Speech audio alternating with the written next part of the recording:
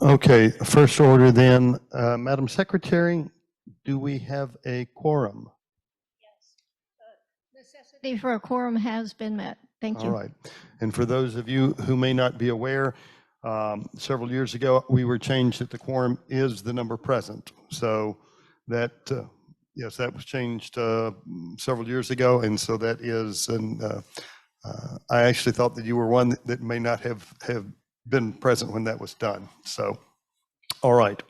The other next item is the agenda. If you've had a chance to look over that, I will make note that the our financial advisor from Edward Jones, we started a little bit late, so he's already on, and I will move his presentation to the first thing on the agenda, and then we will go to the approving of minutes after he's finished and get to the regular portion. With that modification, can I get a motion to approve the agenda? All right, Mary Beth Spear, and seconded by Michael Spear. All the Spears. The Spear family, that's good. All right. And then with that, Jeremy Howard, you are already on, and as I said, I would move this to the top because I had asked him to be on at about 2:15. So can you pin him to where he's largest on the screen here and give him the ability to speak through? For Thank those you. of you who are unaware, INTA has an investment account. It is, the funds in it are dedicated to the INTA archives. That's the only reason those funds can be spent. And we invested them. And anyway, I'll let Jeremy tell the rest. I will say that I was very pleased to hear that this past year we did better than what the program that Edward Jones has set up, that's just where they plug you in. And that was done with Jeremy's management, and he would call and consult. So, Jeremy? Hi, everyone. Can you hear me? Yes, we hear you. Excellent. Good to see familiar faces. Appreciate you giving me some time today. If I sound a little funny, and especially if I end up coughing some, it's because I'm coming off of a sinus infection. My wife and I just got back from Ireland, and I brought back, I guess, too much pollen and all the stuff. So it may sound a little muted. But again, thank you for the chance to address you today. And I don't know exactly what the format will be. If there end up being questions posed to me, I'm certainly happy to receive those. But we'll start out by, do I have sharing ability? Can I share my screen? Unshare. If I don't have that ability, I'll just read off some numbers to you. It'll be a little less visual for you in that way. Jeremy, I think they're getting that set up where you can share it. Okay. While they're setting that up, let me just give the gist of where we're at. This investment was started in June of 2021. We had a pretty good year that year, back half of the year. And then, of course, everybody knows what came next was 2022. The worst year in investing history for bond funds, the typical conservative way of being invested, and really a pretty bad year all around, one of the worst years in our lifetimes, followed by a pretty strong year of rebound last year. And so far this year is matching last year in the vigor of the recovery. So it's put us in a good place. This model is in the black after having dug up a pretty big trench in 2022. Up 13.4% last year in 2023, up 7.02% this year so far. So glad to see that. I see that I have share capability now. Let me try to get that pulled up.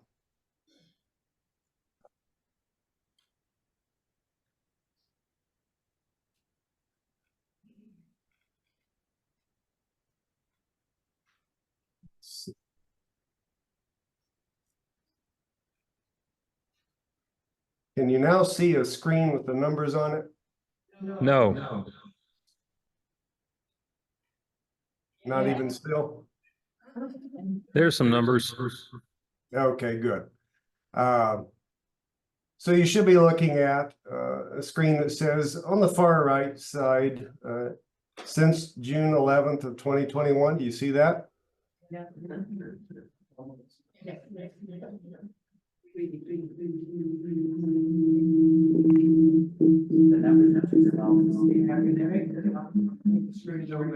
Perhaps you mute my microphone.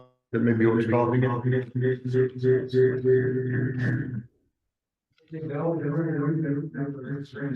And this one.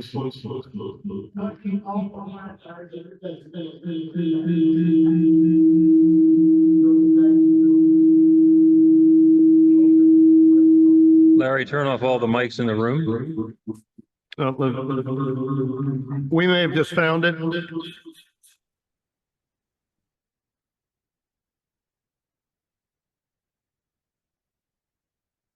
Yeah, I think I don't hear the reverb anymore. You guys hear me okay?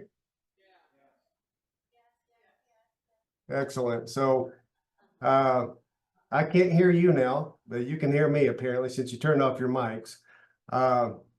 Susan, could you nod your head if what you see on the screen is now the chart I'm trying to provide? We see the bottom of the chart and then the numbers below. There you go. Okay, Perfect. good. Thank you, Susan. I appreciate that. So that's a snapshot of where we're at this point. Tim made mention in the lead up that what we've done here in this time together is beat the standard Edward Jones fully managed program performance. So I want to say a word about that briefly. The program you're in is called Guided Solutions. That entails that the client and the advisor work hand in hand together to set a portfolio and to make necessary adjustments through time. That provided me some opportunities in 2022, especially to call Tim and say, hey, I have some advice. While things were all going so badly, you know, opportunities open up in a bad market. And in a portfolio as diverse as this one, holding about 12 or so funds, I had opportunities to adjust the allocations, move towards some safety in some cases and buy opportunity in others. And that has led us to an outcome that beats what would have been the outcome for Edward Jones running it. They would have had you, I mean, I say they, my firm, had we managed this, would have had an outcome of an average of minus 0.8% per year to this point. This one, as you see, is plus 0.7. So I want to commend Tim for being responsive. Especially I want to commend him for staying steady in the year 2022 when, man, I mean, at times we were all feeling like, where's all this going as inflation kept ticking up and the Fed was late to fight inflation and then kept raising the rates about every month. So we are in a pretty good place, especially like what 2023 and 24 has offered so far. And much of that reflects changes made in 2022. So appreciate him for that. I can show you too where we are in comparison to benchmarks. Now, this new chart's a little harder to see, and I apologize for that fact. But on the far left of each of these 5 graph groupings is meant to be a fairly dark green bar, and that represents your investment. So let's look at this first one for 2024. It's on the far left. Thus far this year, what we're seeing is that the dark green, representing INTA, has outperformed 2 of the indices and underperformed 3 of them. The 3 that it's underperformed are stock indices. The S&P 500 total, you see on the 4th one down, the Russell 2000, that's measuring small cap US equities. And then lastly, an international index as well. So we're never going to see a careful portfolio like what you have for INTA beat the stock market in a stock market growth year. You will see it have more protectiveness in a stock market down year.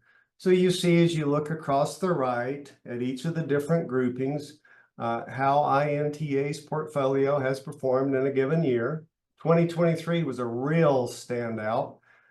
We excelled the 2 fixed income security type things. You see the taxable fixed income Bloomberg aggregate, and then the muni fixed income Bloomberg municipal aggregate. So INTA's portfolio strongly outperformed fixed income indices for 2023. And we weren't far from matching the small cap index and the international index. So stellar year again, based largely on decisions that were made in 22. Let's go all the way to the right. The last grouping of six bars.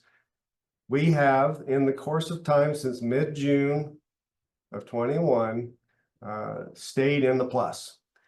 Other fixed income, it's hard for anybody in this duration of time to have stayed in the black in fixed income. And we have done that. So you can see we're even above US small caps. Do you see the little yellow bar that's barely a nub lost between the aqua green and the brown? So it's been a pretty good outcome for us in a very challenging time. Let's talk a little bit about what is this challenging context. We know inflation has started to temper.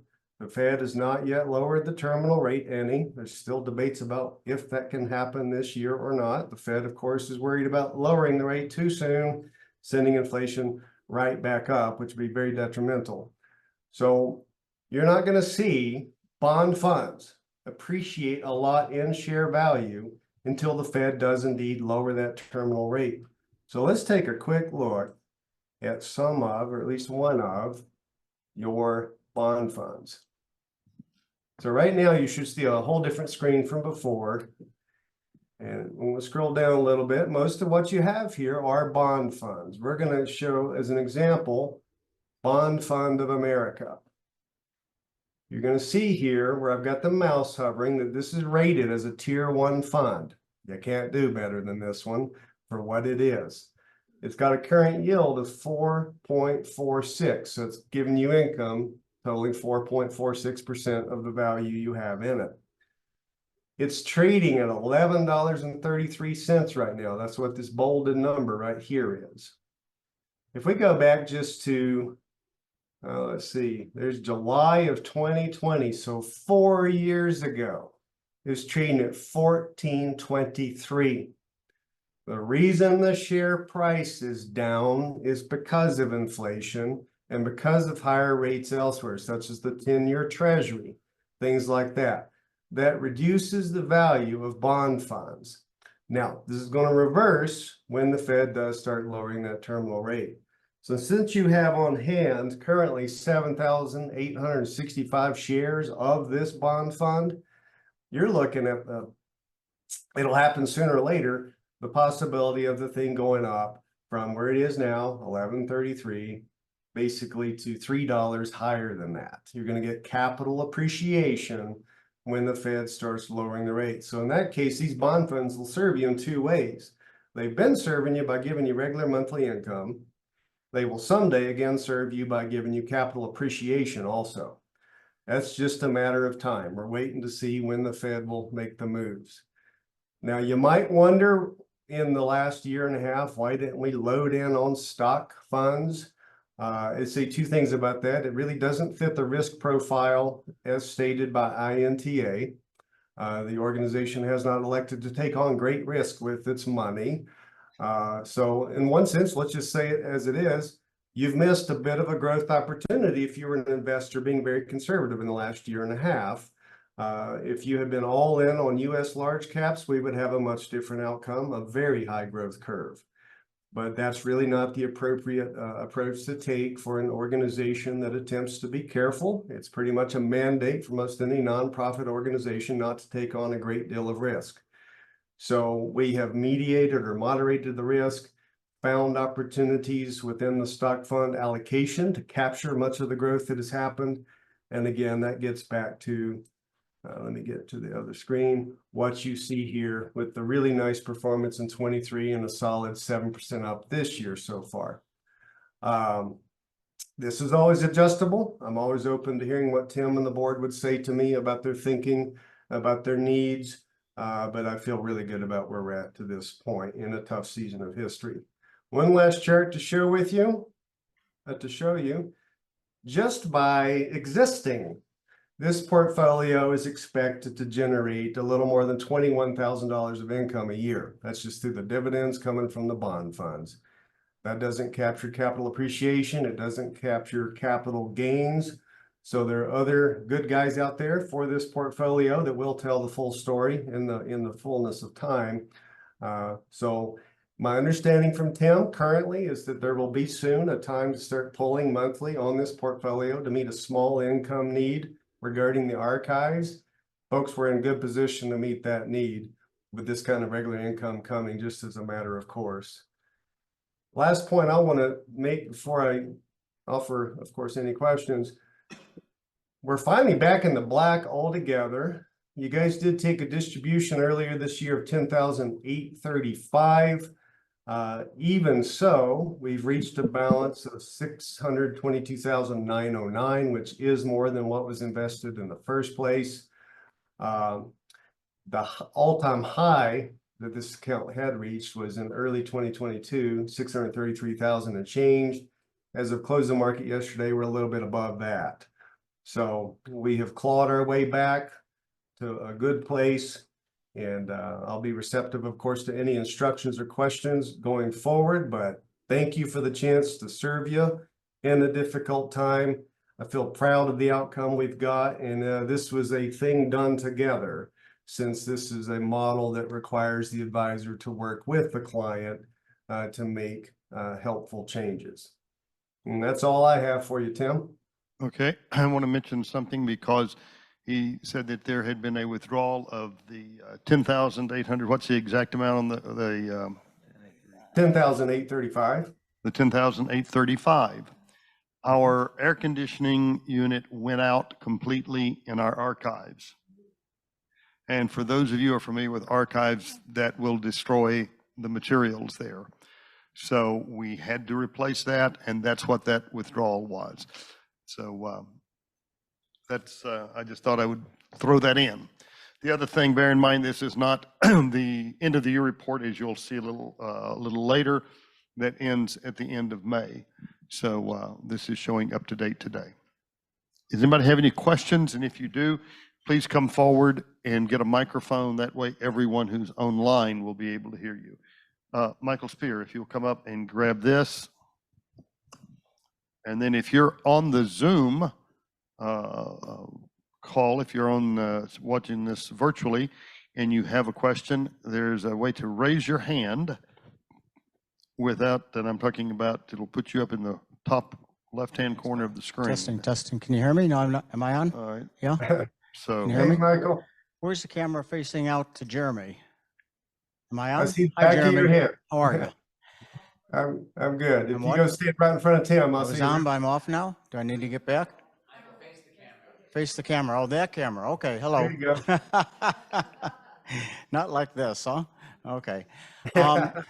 So question, and I'm not, I'm kind of new to INTA in terms of the financial process, but in terms of the investments, Jeremy, is this a managed fund? Because I noticed on the P&L, there is a charge for Edward Jones, a fee, Edward Mhm. Jones fees of about $5,600 or so, I think, 5,000 plus.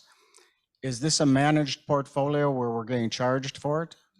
It is indeed. Appreciate the question. So it's a managed portfolio program that requires me to contact the client anytime I feel there should be a change made to allocations and such. And Tim has been responsive to that through the years. Tim may recall too that I was able to request and receive permission to give INTA the fullest discount possible to participate in this managed portfolio program. So you guys are benefiting from that. The way it works, just super briefly, each month, 1/12 of your annual program fee is taken out based on your average daily balance for the month prior. So our compensation is always based on your actual outcome. One outcome of this is we're always going to be paying really close attention to your outcomes because your outcomes are our outcomes. This shared interest is part of what makes the program work. Okay, so you anticipate that basically having a managed approach versus just putting these into funds and then letting you roll over them maybe once a month or so is advantageous in our case? Has that produced a better outcome, I tell you incurring what, that charge yeah, versus not? it's been your salvation, given the fact that when we first were dialoguing together, and I guess it would have been March, April, May of 2021, the other person that was involved heavily on behalf of INTA had an idea that all we needed was bond funds, nothing but bond funds. I had well, just be honest with you, had quite a lot of work to do to convince that person that that wouldn't be our best approach. And I don't want to cast any aspersions, but that was the viewpoint they had. And I managed to win the right to have a diversified portfolio that would include some stock funds, all of it adjustable. And when we entered the trouble of 2022, see, a lot of investors made a mistake based on historical experience. When we saw stocks start to have trouble, and frankly, it was November of 21, but then the Dow really started having trouble in January of 22. Everybody's historic experience was, hey, when stocks are bad, what do? You flee to safety in bond funds. So folks everywhere, whether it's your 401k, your personal investments, or money such as what INTA has, you tended to shove your money over into bond funds. And it was a big mistake, because when inflation just kept going and the Fed finally started raising rates of April that year, it undercut bond funds badly. So I had the opportunity to warn Tim about that, to make changes in the portfolio, and we actually ended up increasing our stock fund allocations, buying up things that were beat up pretty good and resurged nicely since then. So that's a long answer to your question, Michael. I apologize if that was too wordy, but the adjustability of this program has been its salvation. Okay. Okay, thanks. I appreciate that, Jeremy. The detail I was actually, I guess, pointing to is, I know you have two programs. I know that from personal experience, of course, because we also work with Jeremy. I'll disclose that there is an approach where you just put the funds kind of into Edward Jones American funds or whatever you decide, and set the allocations up, which is what you're referring to. And that sounds great. It looks like it's done really well.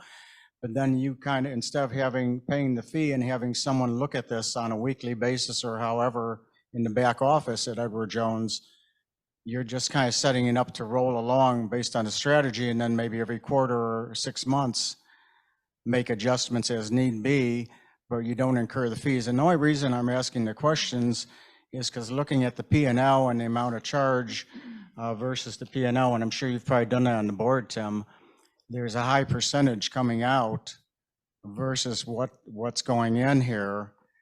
And that's what kind of raised my eyebrows up a little bit to ask the question, Jeremy.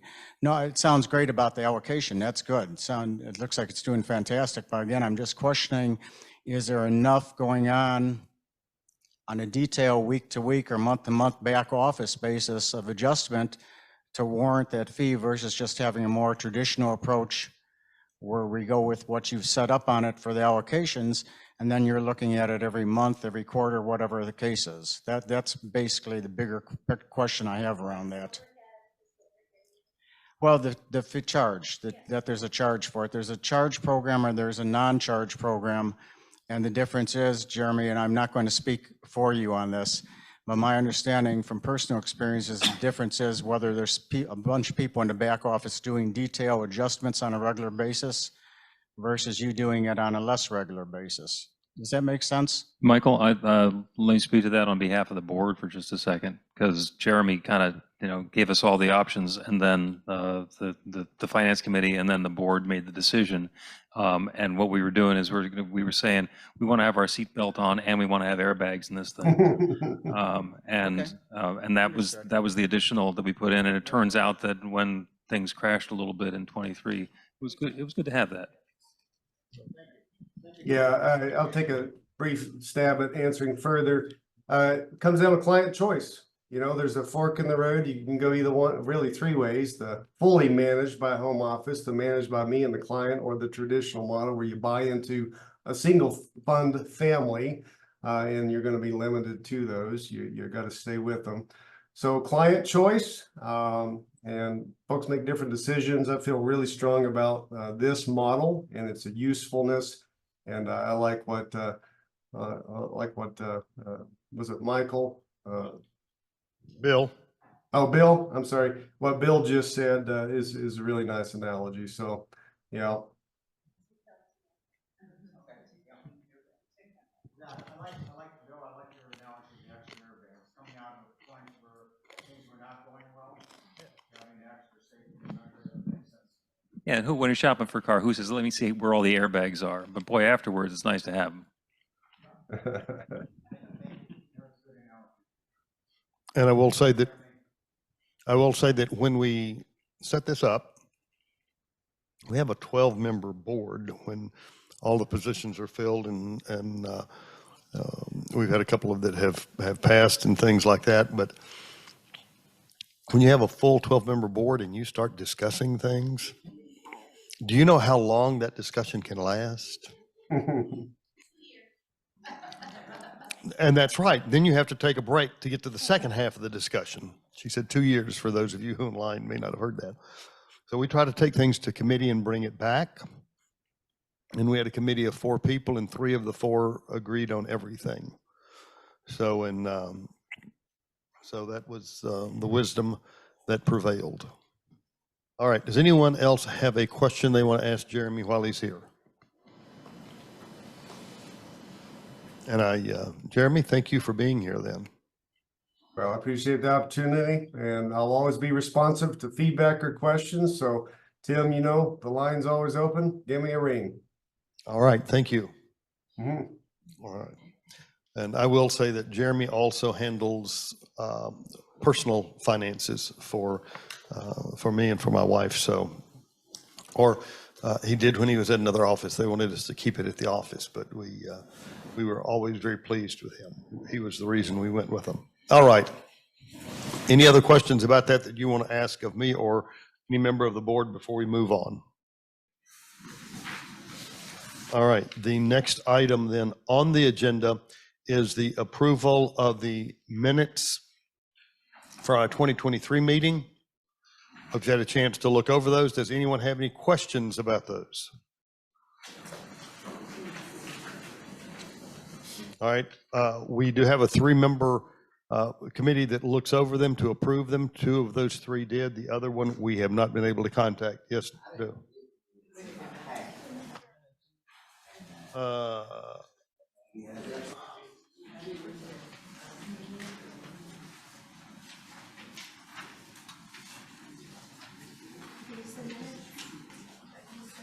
Okay.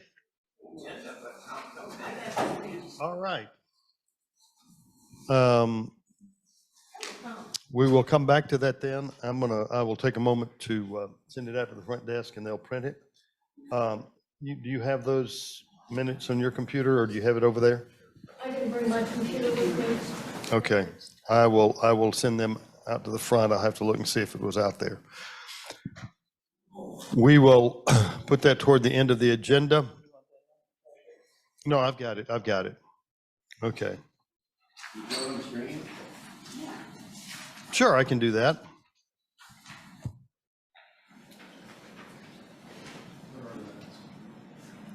If you go to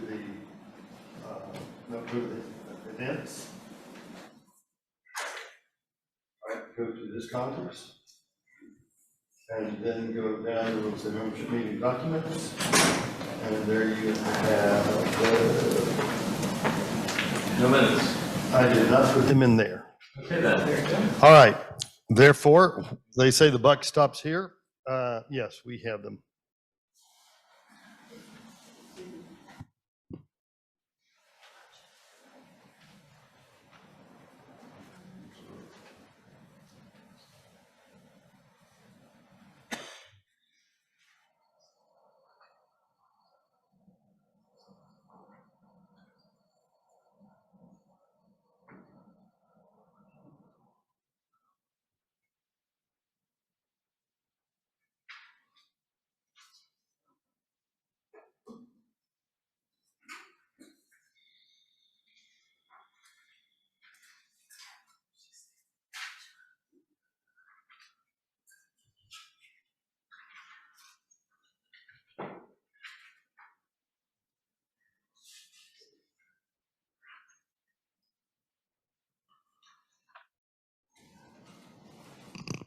Excuse me. Here they are.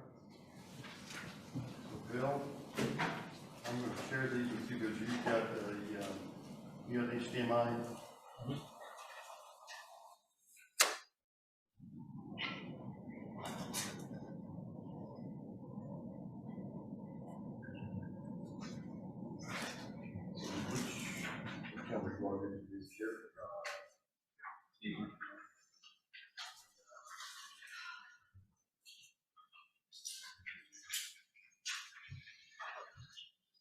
All right, they'll be on the screen in just a moment.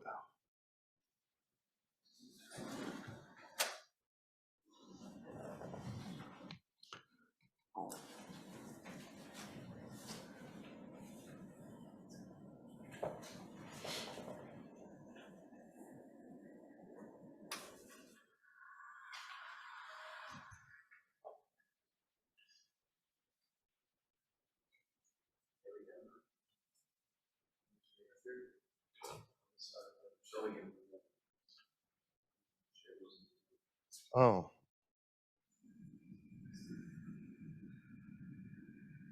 Yeah, have I got screen share on Zoom?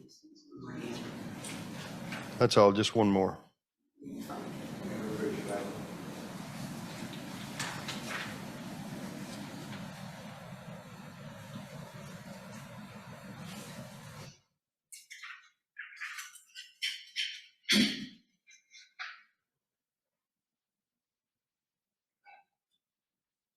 All right, so here they are. I will scroll through them for those who are on.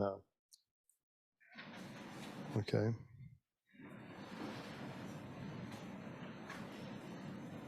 And I'll go through them slowly enough for everyone to take.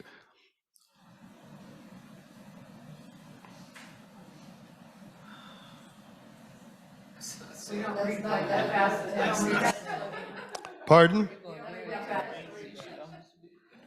Way too fast. It's really an eye test. It is an eye test. It's a speed reading course. Failing miserably, but we're good. Did you make that bigger? Would you like me to read them to you? Yes. I could do that, sure. Opening prayer, declaration of quorum, approved the agenda.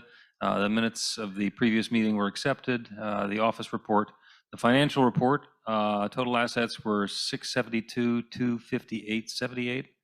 Liabilities and equities, 672, 258. Motion to accept as presented, and we had Jeremy again. There was a change to the bylaws, which was about the president and the president's term not being linked to the term limits for members because it was inherently out of sync. So that at this point, the president is elected by the membership for a 3-year term. It's 2 consecutive terms or until the successor is elected shall not be eligible to run again until after a 1-year period. The president's term of service is independent of the duration of service prior to being elected president. So if somebody's been a member for 5 years, they can be elected to president, and they don't term out after a year because that's when their membership on the board would time out. And that was approved. And then there was a change to Article 4, members appointed to the executive board or the office of president due to a vacancy between business meetings shall be confirmed by the Congress and serve the remainder of the appointed term. So clarified that. That was approved.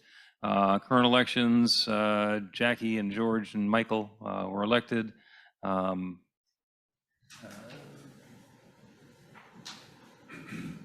Did we approve you again? Look at that. Okay. District president's reports from Sheila and Bill Livingston. The 2024 Congress, we agreed to do that this year at Unity Village, which is underway. Additional business, there was none, and Jackie prayed us out. Thank you, Bill. My old DJ days. And it's 85 All right. degrees at 2:51. Do we have a motion to accept the minutes? So do you have you made the motion and the second? That's Reverend Michelle Whittington and Reverend Sherry Johnson. Takes me a minute. All right. Thank you. All in favor? Aye. All right. And is there anyone opposed to that? All right. Very well. Because I wasn't at the meeting. Okay. Thank you. Do you want your abstention noted in the minutes? Okay. All right. After that, we have our office report. And in the past, we had an office person who was here doing that. Pardon? Oh, we also need to redo the review committee for the minutes of this meeting. It's a panel of 3 people, and they review these before they are presented next year. Can I get anyone who wants to volunteer for that? You said that one more time. The minutes of this meeting that we're in right now, our bylaws say that we have a panel or committee of 3 people who look over and approve those. These were Tim Ferris, Dr. Carolyn Young, and Reverend Patricia Wagner last year. Do we have anyone who wants to be that this year? Reverend Sherry Johnson, who wants to, Reverend Michelle Whittington. Reverend Michelle Whittington, that's 2, and who's going to be our 3rd one? I missed the second, so it's Reverend Michelle. Reverend Sherry Johnson. Okay, and Reverend Patricia Wagner. Okay, thank you.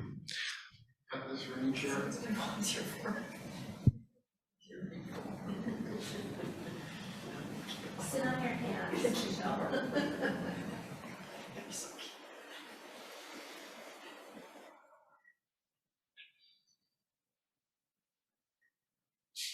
All right. And again, if there's anyone on the Zoom call that has a question or has something they'd like to say, please let yourself be known, and we want to recognize you and thank you for being here. All right. Our office report is normally, has in the past been given by whoever was working in our office. For those of you who are unaware of it, people do, as they make more trips around the sun, tend to sometimes show evidence of that. So we had 2 ladies in our office who gave a lot, and they both started having health issues and basically unable to be in the office more than a couple hours in a week. And we had one time when they were both out for almost 2 months, and we couldn't even get our mail during that time. So we began looking at certain options.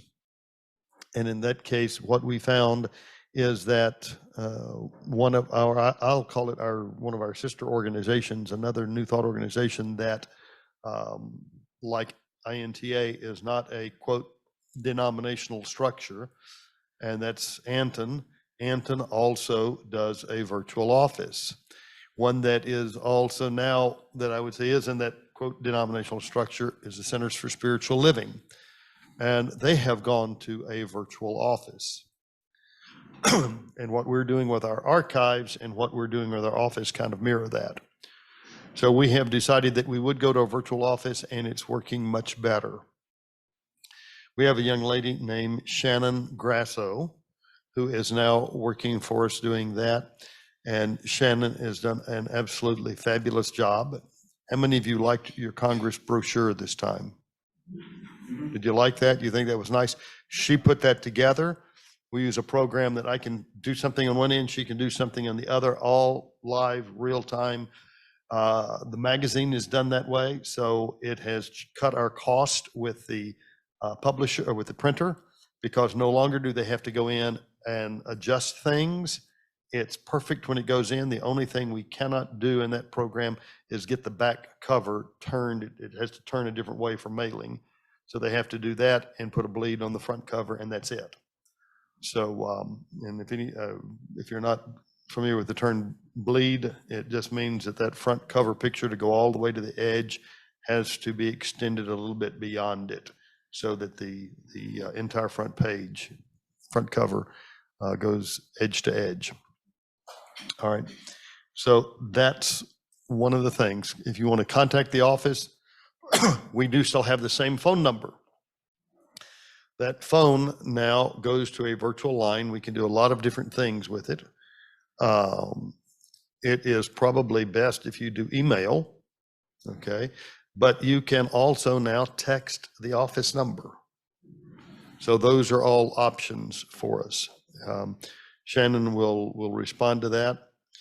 Also, with our office going there, I will mention that our property in Mesa, we were facing some pretty large issues there, like a new roof. For those of you who are familiar with the archives building, around where the stained glass is, the heat and the Arizona weather, that's ready to be redone.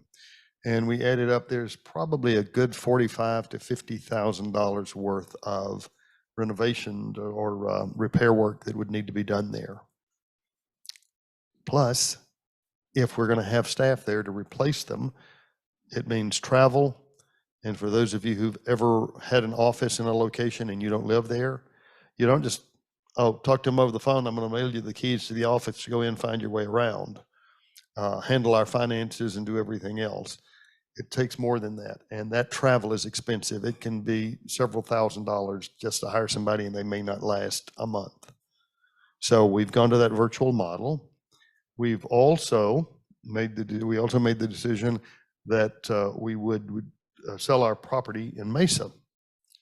That property, we had a broker statement of value. It's a little bit less money to get that, but it echoes kind of a appraisal. So we had a broker come out and look at it, and when she was finished, she told me what she thought she would offer it to, possibly like a senior living assisted center to build there. And I took that number and ran with it. She said, but that's not my final. She said, I've got a lot of research to do, but that's off the top of my head, because I expected it to come up somewhere around 500,000. And she said it might go as high as 750. Well, when she started looking at the zoning and different things like that, she said the best use is the church next door that's wanting to buy it, which is a Coptic Orthodox church. They bought what used to be Community Church of New Thought.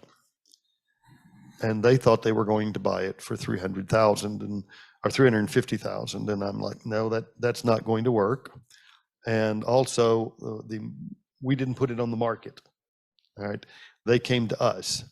And I said, if we're going to move, what you're doing is asking what would it take to get us to let you have it. We wanted funds to help us relocate the archives. So we sold it where they paid all the closing costs. They took care of all of that type thing.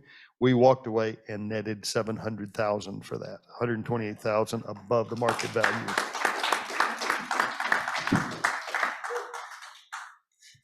All right. So, and when I say we netted that, we did have to pay the prorated taxes up to the date of the sale, which was $105 and change. So that did come out of it, just for full disclosure.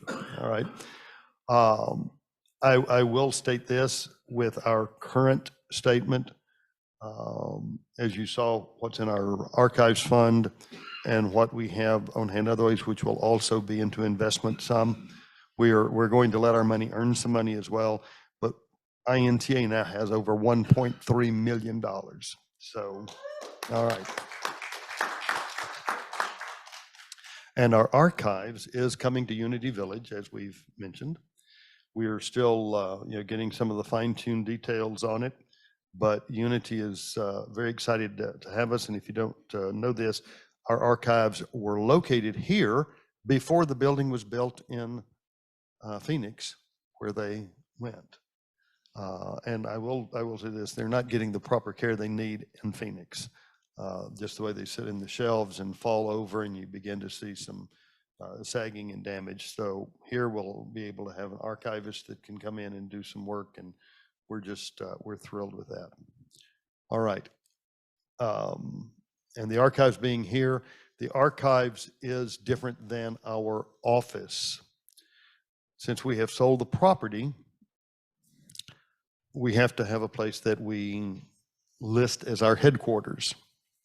We could keep that in Mesa, but our bylaws say right now, without any changes, state that it has to be in Mesa or any location selected by the board and approved by a 3/4 majority of you, those who are present at our meeting.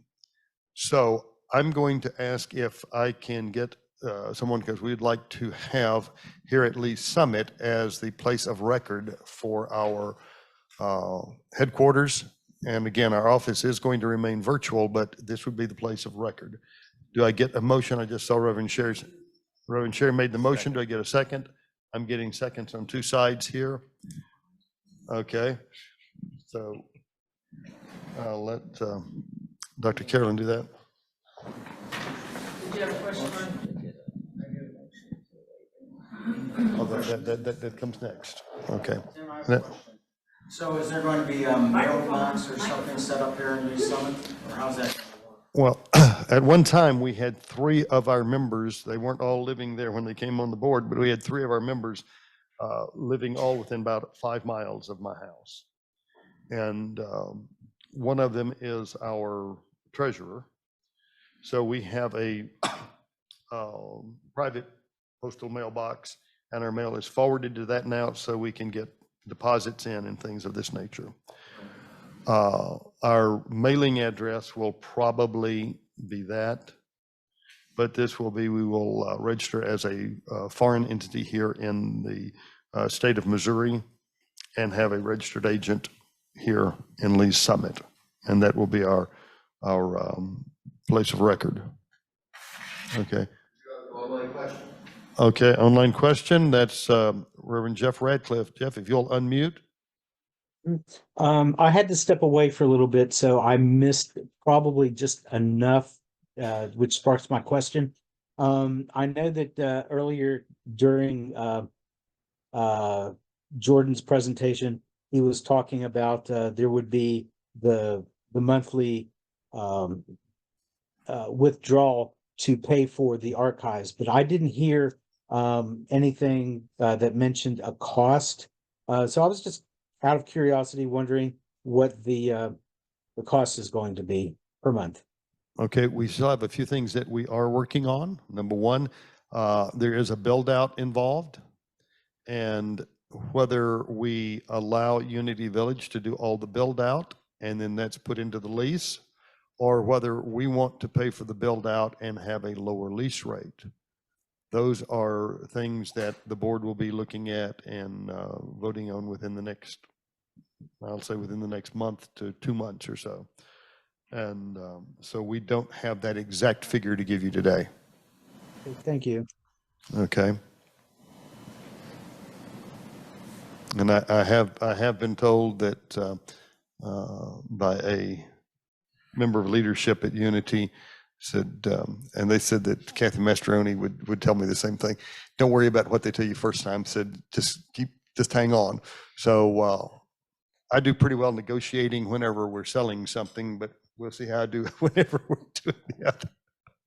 Okay, but we will do something that's in the best interest, and because we do have the ability to generate an income, the INTA archives, which are called the Addington Archives now, the Addington Archives Fund has never been used for anything, and INTA has always covered every expense for the archives. But that also meant that a few years ago when INTA really needed something, I mean, we had less than $7,000 in an operating account. And we had somebody with their hand out saying, you know, give us $470,000. And we turned that around. And we're going to continue to keep it turned around. We'll talk more about things in the financials on that. But we are looking at ways to generate income with that to also make sure that it helps with the cost here. And we will put some of the proceeds from the sale of the property also into investments that will generate income. And those will be funds that if we ever in a place again that we need funds, they won't be restricted, because there were serious conversations. We were considering whether INT would have to divest themselves ourselves of the archives and perhaps give them to Unity or to CSL or to someone else. We had those conversations. Probably, I'm trying to think who's here that was on the board at that time. I don't know if there's anybody, because I know you came on after that. I don't know that I'm probably the only one that was on the board at that time that's still there. Point of order, we have a motion on the floor that kind of have gotten Yes, we do have a motion and we've gotten sidetracked, so thank you. Thank you, Reverend Michelle, bringing us back to it. Uh, All right. I always try to explain the money. You'll find that I will over-explain it. Motion has been made to approve the move of our office of record and our headquarters to here in Lee Summit at Unity Village. It is, pardon? No, it's not. That comes later. Okay. So all in favor? Can we see hands? Got that? Okay. And online we have that. Anyone opposed to that? No.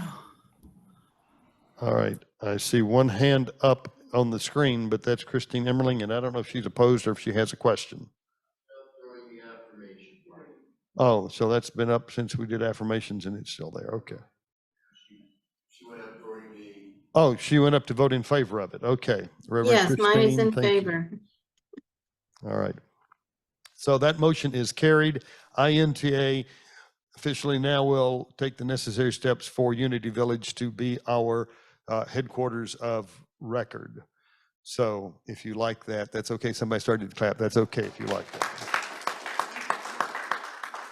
All right. Now, the bylaw changes down there, and we can go to that. Let's stay on track and do our financial reports next.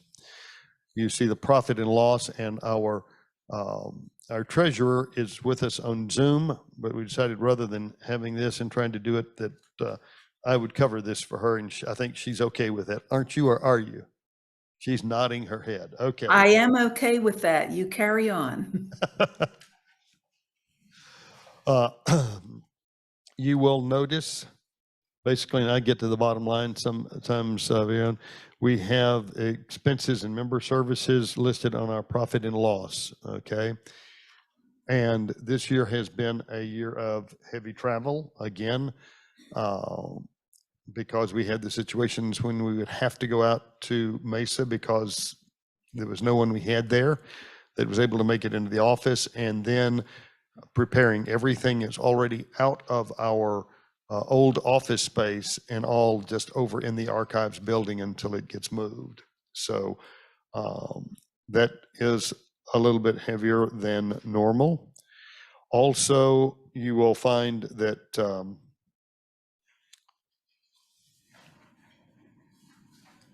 I'm looking for the portion of it here. Maintenance on the building is just listed as $5,700.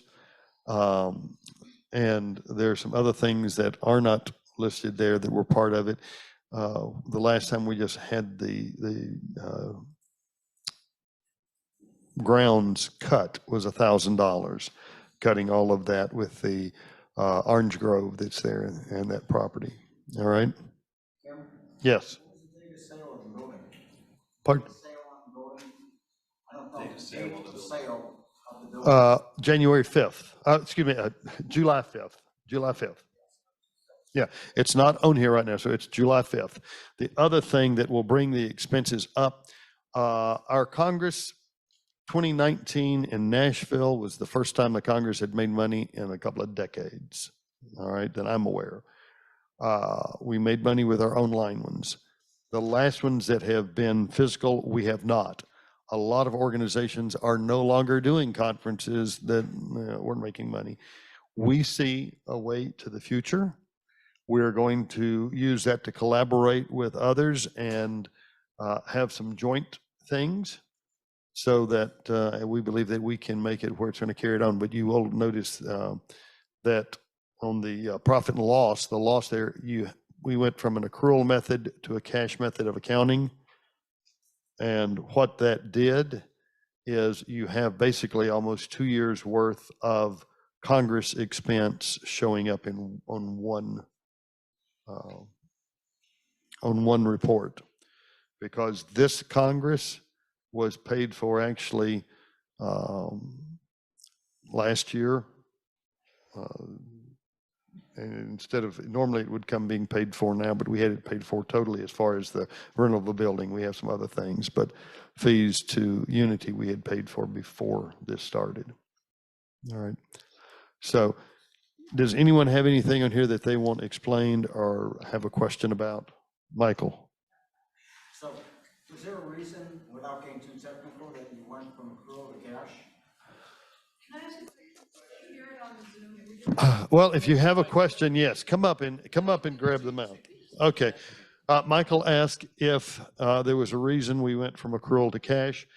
We did go with a new bookkeeper, and as she was putting things together, that was kind of started in that mode. And I said, let's go with, we can always go back to the accrual method if we need to, but not a huge reason that we chose that. Okay. It was, she was getting these together and she'd started it that way. Okay. All right. Mary Beth Spear had her hand up as well. I just want to be sure that they can hear it. Okay. Reverend Sheila McKeithen. My question, I'm asking the sale of the property, how will you classify that cash? Will it go, is it for archives, is it for operations? How will you classify that? Okay. No, that, I'll repeat the question. She asked the money that came from the sale of the property, if that would go toward the archives or if that would go toward the operations account. That was the INTA property.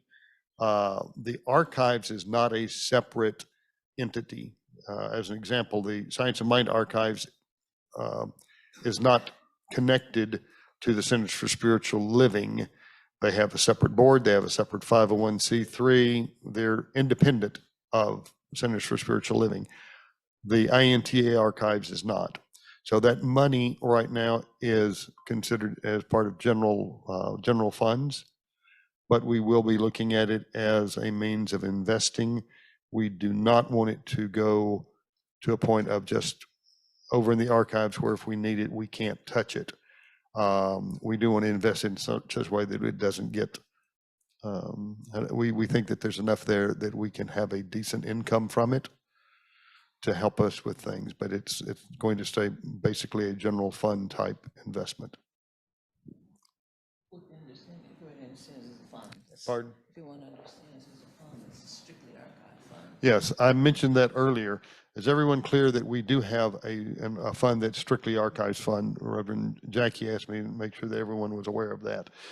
That's the fund that Jeremy was talking about that has the 633,000, I think, in it right now. And that is strictly for the archives. And that is not, that was something that people talked about, that they thought that it couldn't be used until there was $1 million in it. As we traced the paperwork on it, that was not the case. Someone had mentioned that and they wanted to use it as a fundraiser to try to get matches. That didn't work. People didn't give matches to it. We do want to start again promoting our Lifetime Archives memberships. And is anybody in here a lifetime member of the archives? I know that Dr. Lisa Stewart is. All right, anyone else? All right, we have those. I just want to make a comment about the archives fund and the general fund. Is the money that's in the archive fund can only be used for the archives. So the board is very much restricted in what can be done with that. And now this additional funds that has come about from selling the properties in the general fund, so that can be spent on the archives, but doesn't have to be spent on the archives. The board has been very thoughtful about how to move the archives to a new location, not just to get it out of Mesa and get it into Unity Village, but even the thought that, well, we could have done it in July, except if you do it in July, you need refrigerator trucks because Mesa is not the right place to put the stuff into a truck. But long about January, that'll be just fine. So we're being really thoughtful and pragmatic about that so that we wind up in the new location with the best possible situation and also with the funds intact. And I will say this, and I'll hand it to Reverend Jackie at that point. The thought, he says, a lot of thought was put into it. This discussion goes back probably a couple of years, and we've had different committees who looked at it, and we only had one person who ever was kind of not wanting it to be here at Unity Village, and her concern was that with the Science of Mind Archives and Unity Archives and ours being here and all in one location, natural disaster. So we're going to focus on the good. We're not going to focus on things like that, okay? But Reverend Jack. Yeah, I just want to mention too that we are being extremely careful with the funds from the sale. That's why the various changes that are being made from operations, so that we're being wise in the usage of the dollars as we look for continued growth with INTA. So that I just, no one should feel, oh, they got $1 million now, they can, no. I mean, we're really tightening the belt so that we can be very wise in our use of the funds. Anyone else? Michael? And here, step up if you're going to make a statement. Step up and a quick question, okay?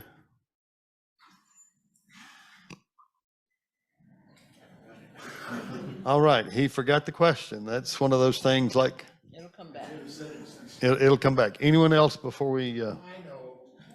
You mentioned CSL, Science they're two different organizations. That's exactly what I said. I said it out loud so everyone would know it. Yes, thank you. All right.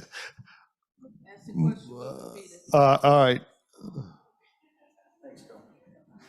Okay, so not that this has to be addressed here by any means, and not a question, but on a go forward, I've just been mulling this over about this conversion from accrual to cash, which is typically most organizations go the other direction. On a go forward, you may want to have the treasurer take a look at this or work with a committee or group. I'm glad to weigh in. From a perspective of reporting, and Michelle can talk to that about this too, because Anton does their accrual basis. When you're doing particularly conferences, what the advantage of accrual reporting is, it allows you to match up your revenues with expenses for the year that they're being incurred. So some of it shows up on the balance sheet. You're taking money in this year for the conference for next year. Correct. On a cash basis, you're going to be showing all your revenues for this year for a conference that you're not realizing until next year. Correct. When you do accrual, you're able to match everything up. That's the reason for the accrual. So I just would encourage you to revisit that. I'm not on the board, but I'm glad to certainly talk with your treasurer too and weigh in on that. That's the way Enton does it. We have a really good bookkeeper and it works very well. The board is able to look at the financials and you can tell exactly what's happening for the conference this year, what's happening for next year. And it doesn't have to do when the cash is coming in. It has to do with when you're incurring the cost and the revenues. That's the reason for it. And taken and noted, and that's already been discussed. So, and not only do we share an investment advisor, we share a bookkeeper with Anton. So we use the same bookkeeper too. Yeah. Yes. Lisa's fantastic. Yeah, you can't call her right now. She's on a cruise with Martha Creek. All right. And my guess, having not been involved in this at all, is that that's going to get cleaned up and organized for next year because this is part of the ramping up so that we have something to report on now. Okay. All right. So with the financials, any other questions? If not, can I get a motion that we approve the financials as they have been presented today? Mary Beth Spear did that. I heard a second from Reverend Jackie. All right, all in favor of accepting the financials, please let me see hands. That's enough that I know that the motion is carried. Thank you. I want to take just a moment to talk about the INTA vision for a moment, our past, our present, and our future. I do that because I think we have some large changes and things that just showed up in the financials.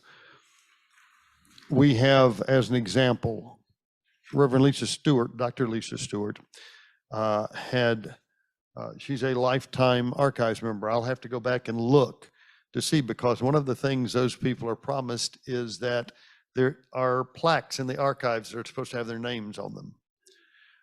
And you're laughing because that hasn't, it's probably been, I'm going to say, over a decade, long before I ever came on this board. It hasn't been updated. To dispense with the plaques, because we don't care and we don't want to spend the money. Okay. Give the money to the archives. I can, you ask if we We can make cannot that hear motion? you. To dispense with plaques payments under $100,000. Okay, Let's say under $10,000 or something. I don't know where you're gonna put the plaques, really. okay. They would be hanging here in Unity Village over in the archives. Plaques for now. The motion is to dispense with the plaques for anybody who's donating less than $10,000. Is that correct? Okay, let me interject something here, and I was going to wait to kind of stay with Robert's rule. Plaques for archives donating altogether, and if there's a major gift, the board will address that at the time. So the motion is to dispense with the policy of putting donors' names on the plaque? Yes. Yes. Okay. All right, do we have a second on that? Okay, Michael Terranova did the second. Now, before we can go further, we have a discussion, and I'm going to say something about that, and then I'll turn it to Reverend Sheila because she has her hand up. You go ahead, Reverend Sheila. Go ahead. Suggest that we first of all see what the language is, so that we know what we're turning around and saying no to. Okay. Just like Okay. we did on this motion here, where we actually saw what the headquarters language is, and then. Thank you. And then just to get that, because they're not gonna do it before we meet anyway, so. That's correct. I withdraw the motion. You can, because there's a second. Oh. Oh, no, don't withdraw the motion. Let me make the statement I was going to make. The other thing is I've had on occasion people who called and, things are printed off whatever the records are. I had one person who was a minister and their name was in the magazine and there wasn't a reverend in front of it. And when they called me to talk about that, it was a 20-minute call of basically letting them vent. And that was fine if they needed to vent. And the same person later called along with her husband because they said, the archives plaques haven't been updated and we did that and we want to be on the archives. Okay.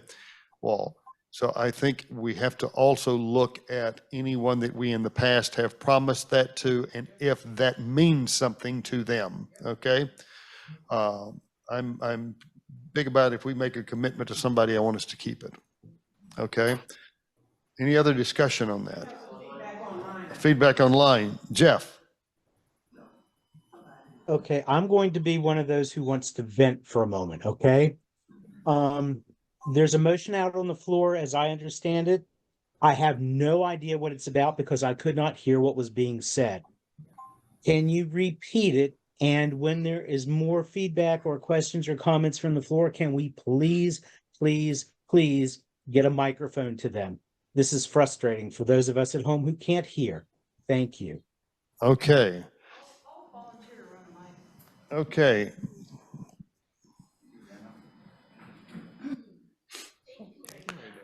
Okay, and for those of you who may be unaware of to those of you online who may be unaware of what that motion was, it was to suspend and do away with, at least for the time being, the program that allows names or actually directs us to put names on plaques in the archives for a certain level of donors, okay, lifetime member donors. Now, with that discussion in that, since it's been seconded, like I said, you don't withdraw the motion, but we can table this, or we can vote it down, or we can do whatever we like at this point.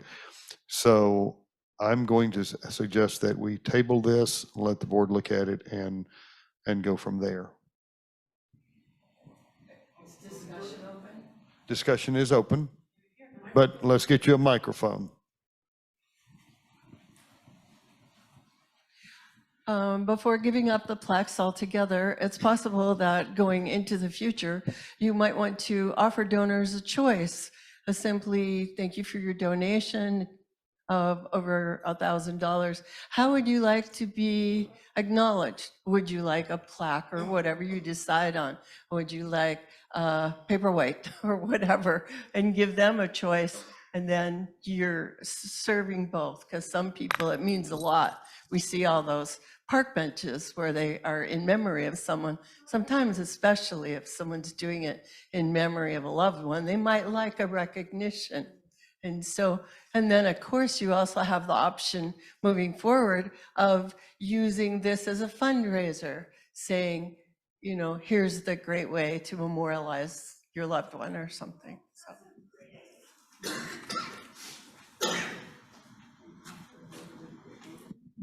Howdy. And another way you could do it is moving towards, since we're more of a virtual community in the world, have on your website a place where you can honor key donors too. And so you can have a virtual, that's what we've been doing with the Science of Mind Archives. We have a virtual acknowledgement too. And thank you, Reverend Kathy. I actually like that very much. Let me kind of confer here and ask my board members this as well. This is the kind of thing that we would normally do in a board meeting rather than a membership meeting. So I'm going to, unless someone objects to it, I'm going to table this and we'll take it to a board meeting rather than a membership meeting. All right, so that motion is tabled for this meeting. And we will discuss it later. And again, for those of you who don't know it, I will give you, if you just do an email to president@newthoughtalliance.org, that ends up in my personal email. So if you have something that you feel is important about this and you would like to vent on it or make a comment, then please feel free, president@newthoughtalliance.org. Reverend Sherry. As soon as you walked away, this is just a question. If you're going to table that motion, which you have, and take it into a board meeting to resolve, will we have to wait till next year's meeting to find out what you did? Not necessarily. We can make sure that we put that into something that goes out. Yes. Thank you. Bear in mind that since we are looking in, our goal is to sometime between December and March to make our move. And the powers that be here at Unity have let me know that that's a very reasonable time frame for this goal. I don't think that we're going to be making any decision, because if we were going to do something on a plaque, it would definitely not take place and then have to move the plaque. Okay, so it's not going to be that high of a priority, but it is something that's come up. I mentioned that to get back on track to talk about the past and the future and try to, I can remember us having board meetings that went this, our membership meetings that went this long, but let's stay on track here. Our past, one of the things we've also had are people who were doing memberships that were on paper notes that only people working in the office knew what they meant, and now they're not there. So we're having to still go through and decipher that. So if you're in this meeting or part of this meeting, or you know someone and they say, well, I was doing so-and-so, and then they, they're not responding, then please let me know. We will get that taken care of, but we've had to put in new systems, new ways of doing things, because when you have a working board, at one time we weren't as much a working board. It was at one time almost just a titular role to be on this board. And now it's a board that's very active, and every member on it works hard. So, as I said, it's needing something for us, and being in a file cabinet in Mesa doesn't work for information that we need. So, all right. And with that, I do foresee us in the future being something that, again, working, collaborating, and going forward, and that's what we're wanting to do. All right. Any other questions about that before we do our bylaw change and get on with our meeting? All right. We did the vote on the move here, because if that had not been approved, then the bylaw wouldn't have been there. I will, full disclosure, our bylaws also require that this was to be out earlier than this to the membership. It wasn't. So if we are going to vote on this, we will first have to vote to allow to waive that requirement of notification. Doesn't change just moving the office because the old one allows it. The only thing that says headquarters, as it reads now, headquarters shall be made at Mesa, Arizona, USA, or at any other place designated by the executive board and approved by the membership with a 2/3 vote at a membership meeting. That's been done. That's fine. Since we are here, the board suggested that we change it to say headquarters shall be maintained at the city of Lee's Summit, Missouri, or any other place designated by the executive board and approved by the membership with a 2/3 vote at a membership meeting. It's simply changing it so that's there. If you want to vote on that, we'll need first the motion to waive the bylaw requirement that got to you earlier. You're moving to waive the bylaw. Does everyone understand what that is? Yes, it's a second. Lisa has seconded it. Okay. Reverend Sheila, do you, because you were looking kind of an odd thing. I thought we already passed it. No, we passed the moving of the office, but this is the bylaw that changes the bylaws, because the old bylaws allowed us to move it. And if we hadn't had a 2/3 majority in the other, then this wouldn't, there'd be no reason to do this. Okay. Was there a question? I'm sorry, I might be off topic, but I'm trying to understand what membership means. I know that that Unity of Savannah is a member of INTA. And does membership, is it represented by 1, 2, or 20? Oh, thank you so much for that. That gives me an opportunity to bring that up. When we talk about cleaning things up, there is, we have individual memberships and we have organizational memberships. Your church can be a member or the individual. Nowhere in our bylaws does it say how many votes a member organization gets. Now, your church can be a member and you not a member, and you can even serve on the board. You can, your members of your church can serve on the board because your church is a member. But fortunately, we don't have somebody coming in with 200 people from their church to all vote at one time. So that's something that's got to be cleared up, and that will be probably a bylaw thing for next year. Okay. You're here as Unity of Savannah. Reverend Dale, are you an individual member or are you just all right, so you're both. So Reverend Dale can vote the individual membership, and you can vote for Unity Savannah's membership as long as he approves your vote, because he's the minister there. So I would assume you'd want to vote well, you're the board president, aren't you? Aren't you the board president at Unity of Savannah? Oh, no, excuse me. I thought I was, but you're at Unity of Savannah. You just said that, correct? Okay. Dr. Betty? That's right. Okay. I don't know. Yeah, hand her the microphone. I just thought that you were the board president there. I thought that was in conversation the other day, so I may be mistaken. Okay. But if, with his approval to you to vote for the church's vote, you would be allowed to vote today. But we're going to do that to define what a membership vote is for an organization. That's not defined in our bylaws. That's been pointed out by one of our board members. But it's not defined today. It's not defined today. And therefore? Therefore, you can vote in this meeting. You have my blessing. Okay. I needed something. Okay. Because it's my intention that we probably would keep it as one vote for the organization. There are some organizations I've been in, when I was president of Divine Science, a church got 2 votes, where an individual got 1. So anyway, all right. Any other questions? I have a Reverend question. Sherry. And it doesn't have anything to do with this. All right. I'm a focus minister, Mm-hmm. which means I could be an organization or I could be an individual, and I don't know which I did. How do I find that out?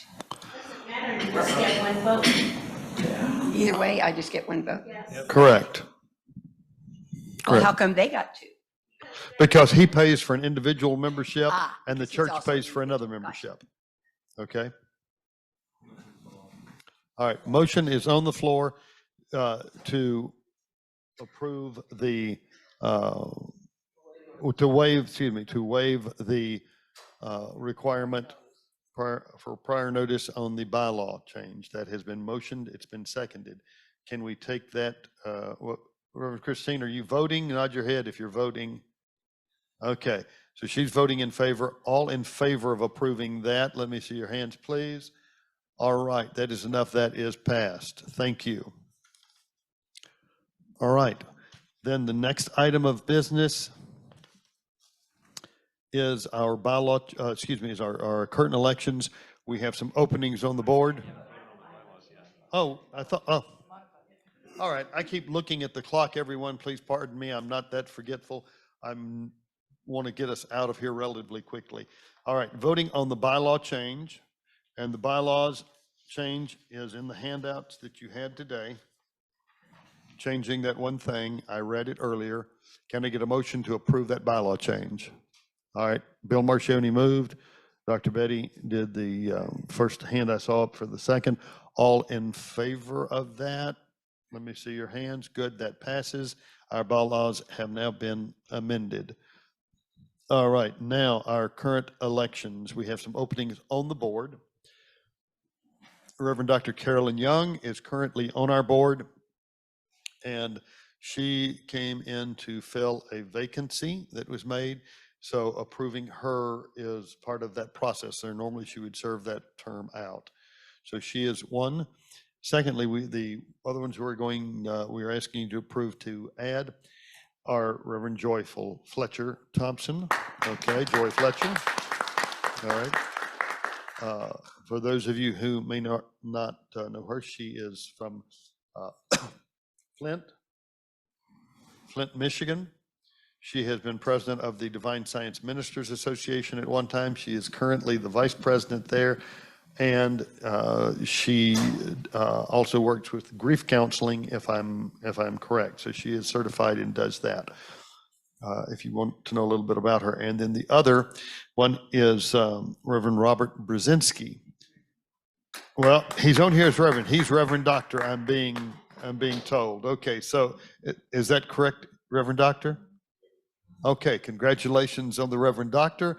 And but he founded New Thought Media Network, and that is incorporated and separate from him as an individual. We've had some discussions on that at a board level, so if anyone wants to talk about that, we can, but we have talked about it on the board. So, no. So what I'd like to do, these used to be voted on by approving a Congress program back years ago. What I'd like to do is get a motion to approve these nominations and to vote for them. To approve them by acclamation? As a slate? As a slate is what I'd like, yes. All right. We've got a motion to approve them by slate. Can I count you as a second? A second? All right. All in favor? Good. We have 3 new board members. Give them a hand. All right. District presidents. Do we have any district presidents here? Okay. If you are a district president here, because this year, I see we have 2 of them. Okay, if you're a district president, stand up for a second or wave your hand, do something here, let us recognize you. That's Reverend Joy Fletcher Thompson and Reverend Dr. Bill Marchioni. Give them a hand. By being here, unless they tell me differently, they have to be reappointed also by a vote of the Congress. We can do that by acclamation if you like. Everyone in favor of that? Aye. Aye. Can we hear that? Okay, very good. I'm in favor of approving those that are present. Those are the only 2 I mentioned. That's what I was going to say. Those who are not, pardon? I did not see Reverend Sheila's hand. She is a district president. And she is actually one that does quite a bit too. So I'm very proud of Reverend Dr. Sheila McKeithen in doing that. We're going to speak. No, I am very proud of her. And oh, I wasn't going to lose her. No, I wasn't going to lose her. No. She hadn't been tackled trying to get out that door yet. All right. Reverend Dr. Sheila McKeithen is also in that because she's here. That's what we're doing, is approving those that are present. Again, the person who has been the head of the district president's program has gotten to a point with her health that she's not able to continue working in that position. So that's going to be done, and I'm looking for someone, if Reverend Dr. Sheila McKeithen or anyone else wants to volunteer. She didn't hear that. She's talking to Dale Worley, so she didn't hear that. I said, did you hear that? Yeah, she didn't. Okay. All right. Before we get to the question, and let me say this, and then I'll go to Dr. Betty. We do need someone to take over that position of leading the district president's program and getting them active. And I said, if Reverend Dr. Sheila McKeithen, if someone wants to volunteer, then that would be great. And you can talk to me afterwards. I don't know if that was just a nod or a resounding yes, but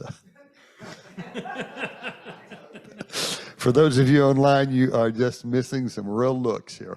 But we do need someone to fill that. So if you're interested in that, again, I've given my email address, president@newthoughtalliance.org. We'll talk about it, but we do want to revamp our district president's program. And again, use that as a way of getting people at a local level working together. Reverend Dr. Lisa Stewart. Oh, excuse me, Dr. Betty was first. Yeah, I'm thinking. Well, I'm holding it, waiting. Okay, Dr. Betty. So one question is, does it matter when a number of nominees have been presented to make it clear that the voting is of the slate, by the slate or individual? It doesn't matter in this organization. It matters where I came from. Okay, we voted a while ago on the slate. Are you referring going backwards to that? Well, I don't see, as a new person, I don't know what just happened because Okay. it doesn't say on here slate. Okay, it doesn't say slate there. That question came up, are we voting for the slate? And I said yes earlier. So when we did that on the board members, we were voting on the slate. District presidents just have to be reapproved. They're normally done in the meeting as a slate, okay? It's not done individually, because if we did that for around the world, we could end up with a lot of them. What I'm wanting to do is to reappoint those who show enough dedication that they're here and they're present. And then those that aren't, we will reach out to them and make sure that they want to be active. And we want to get someone in those spots that really wants to do it. I want to see something that's active. It's not, I love what Reverend Dr. Sheila McKeithen said years ago, and it stuck with me. She may not remember saying it, but when she took that position as district president, she said, I'm not taking this to be a resume builder. Reverend Sheila, do you remember saying that? You said it, okay? Trust me, you did. She said, I'm going to do something. So that's the attitude that we're looking for. Okay, so we were voting on the slate there to approve them. Since you had a question on that, there are present here 3 district presidents. There's Reverend Dr. Sheila McKeithen, Reverend Joy Fletcher Thompson, and Reverend Dr. Bill Marcioni. Again, all in favor of reappointing them and confirming them to remain in that position, please wave your hands. Let's slow down. Very good. We're doing it again because someone didn't understand it. So that's why we're doing it again, to make sure everyone is clear. All right. All right, Lisa. Did you have a question? Reverend Dr. Lisa?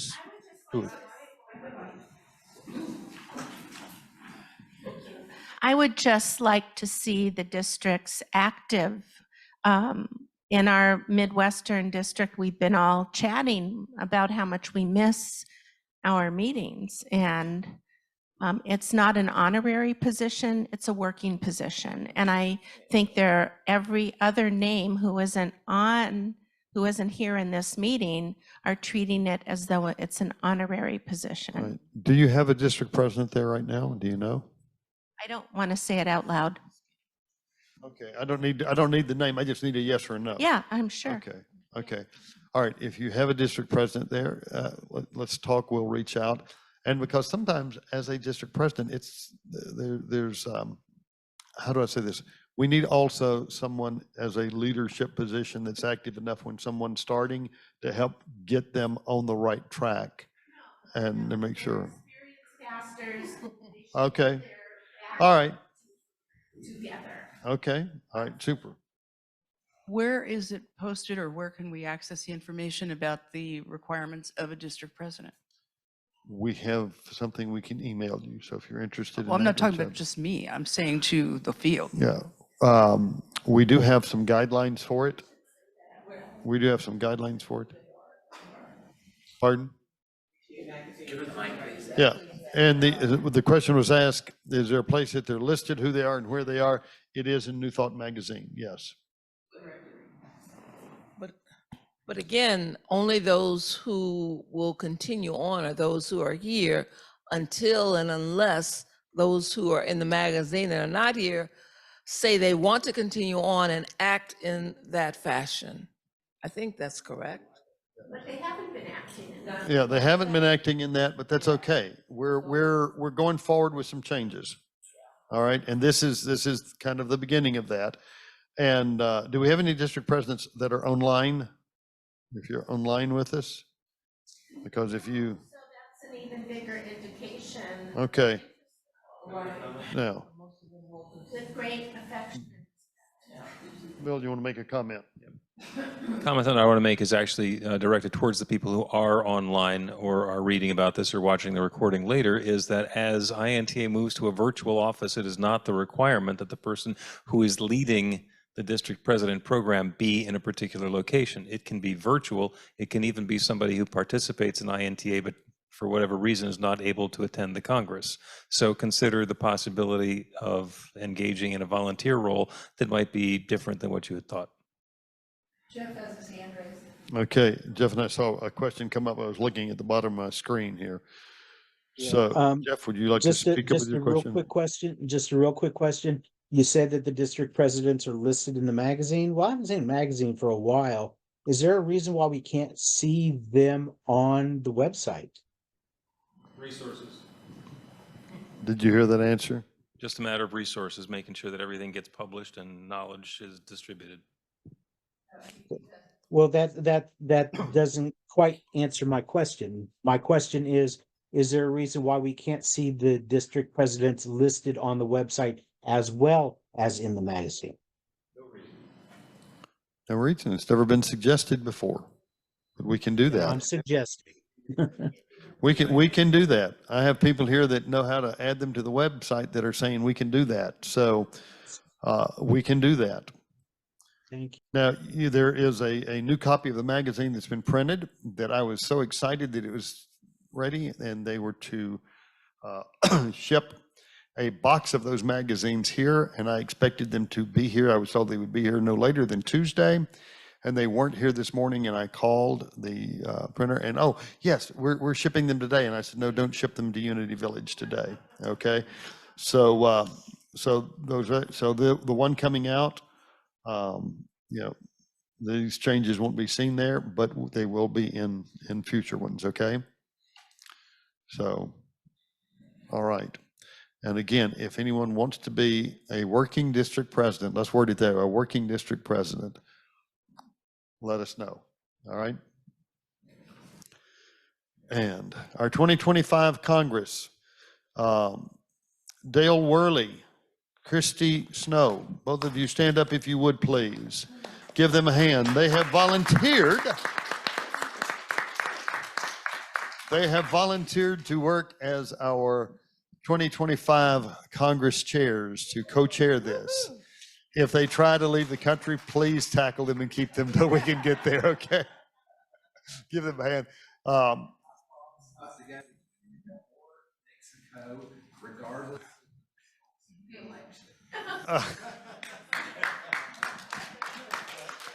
For those of you online who did that, he said you don't need to hear it.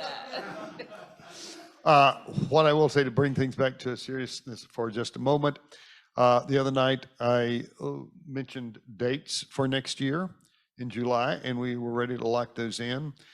And Dale Richetney came to me last night because there were 2 weeks, and one of them wasn't going to fit as well with one of our board members who's traveling right before that.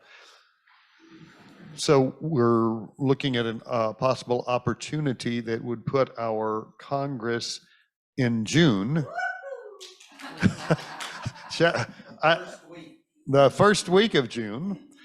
And I understand that it's a little cooler at Unity Village the first week of June. I've been here in May, and it was kind of the last week of May, and it was cool here the last week in May. All right. So that's just one of the things. It would distance us a little further from the INTA conference that comes up here, and some things of that nature. So I just want to bring that up to say that the dates may change that, and hopefully we'll lock those in before we leave here. I'll be talking, Dale's talking with the powers here. He asked for that, so I said negotiate. All right. All right. And it will be our 110th Congress next year, 111th year anniversary. Is there any other additional business? All right. Then we have made it, and I still love you, and I hope you still love me. All right. With that in mind, I am going to ask our first vice president, the Reverend Dr. I started to call you Reverend Dr. Jacqueline Trish Atkins. I know exactly who you are. Okay. And just everyone, just kind of shake your shoulders. And if you will, if you want, close your eyes, opening your heart and letting all the love flow through your whole being out to everyone in this room, everyone in the universe. And as we do this, we lift up the name of the Almighty. We say, thank you, God. Thank you for all that you have accomplished through each and every being, every of your representatives in this place today. We will continue to move forward doing the work as you assign it, God. And we know that many, many, many people will be blessed because of the work that is being done. We thank you for the leadership of Dr. Tim. We thank you for all the board members. We thank you for everybody in this room, everybody online. God, we just thank you, filled with gratitude. And because of that, we know that all is absolutely well, and we can continue being confident, feeling loved by you, God, being guided by you. Thank you, God. Everybody join me. Thank you, God. Come on. Thank you, God. Now, come on. Thank you, God. And now give God a hand. Woo, that's right. Amen and amen. Thank you for being here. And remember that we have our service tonight. What? Our event tonight. Yeah, but we have our session tonight. Yeah, at 7 o'clock. Now, our first night we started at 6:30 because we had extra music. So, folks, I know what I'm doing. I don't need to do this first, do that. All right. We have our service tonight. We have Reverend Dr. Darrell Watkins. If you've never heard him, you will love Darrell. He's absolutely amazing. We have the Reverend Dr. Temple Hayes tonight. So you are absolutely going to love the energy there. Our dinner is being served at 5 p.m. You can go over for that. If you haven't yet been over there, I imagine you're hungry by now, huh? I was asked to. Also, I've been asked to mention that the Unity here, the bookstore and gift shop is open. It's not normally open at this time. It's open just for right now because INTA people are here. That's in what's called the Village Commons. If you've been to the Fillmore Cafe, if you go through it and go through the back doors, you'll see it. Or if you go across the parking lot, you'll see some doors for the Commons, and the gift shop and bookstore is in there. So they're doing that for us, and go over and give them some support. We have our Labyrinth Walk tonight as well. after service. And Mark Fuss will be leading that. He will be joining us as we close with a peace meditation tonight. Reverend Christy Snow just does an amazing thing. We just want to focus on peace for the whole world. How's that? We're not going to name a particular place. It's just knowing peace, that is the truth. No matter what it may look like, don't let me get started. Okay. We're going to have that for peace, and we're going in that consciousness across to the labyrinth. Yes, ma'am. She was raising her hand. I could see that, and that's where I was going. All right. The next person that tells me what to do, I'm going to bonk you with this microphone. If you have not signed in, thank you. If you have not signed in for the membership meeting, would you please see me afterwards so I can make sure that I have you on the roster and your correct contact information? Thank you. All right. Yes. You're free to go. And guess what? I still love you.